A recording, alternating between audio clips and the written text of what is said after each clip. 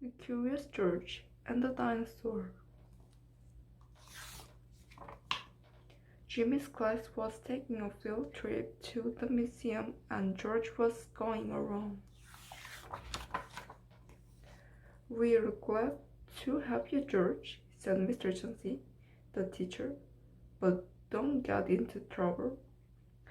At the museum, Mr. Chauncey began to explain on one of the displays. "These rocks are millions of years old." The students weren't listening.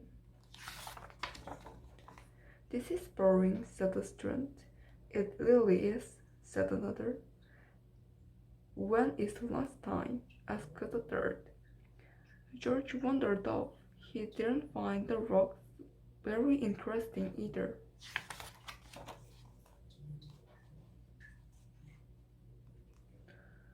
But in the next room, George saw something very interesting. It was a huge skeleton with a long tail.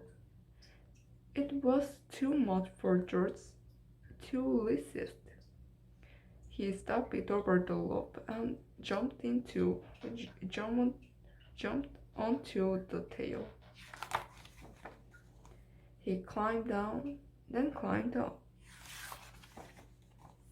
He climbed up and up until he reached the skeleton's head.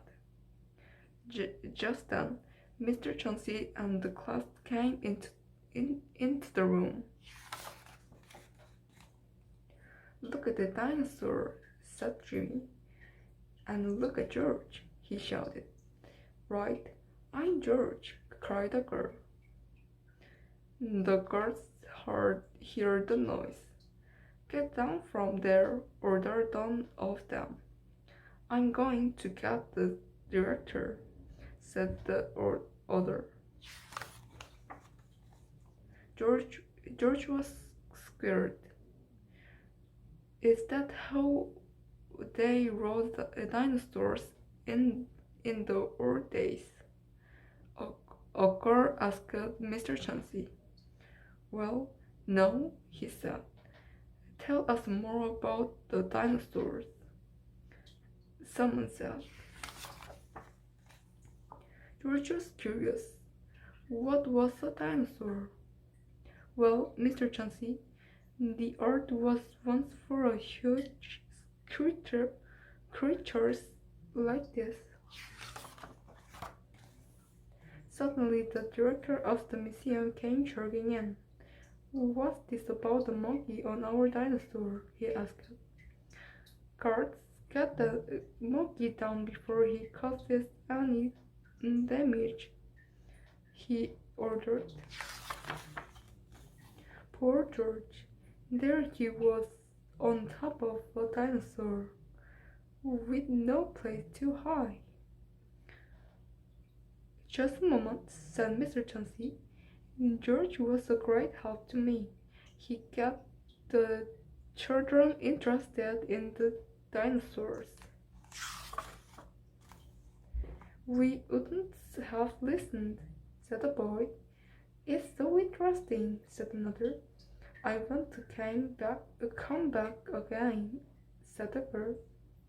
"Well," said the director, "I can see that our dinosaur isn't damaged. We will forgive him this time. You can calm down, George," he called. "Hooray!" the student shouted. Mr. Chauncey said, I have to thank you for making this visit an interesting one, George. But next time, promise not to ride the dinosaur."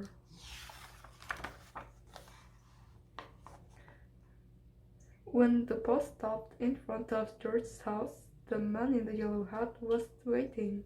"I'm glad to see you, George," he said.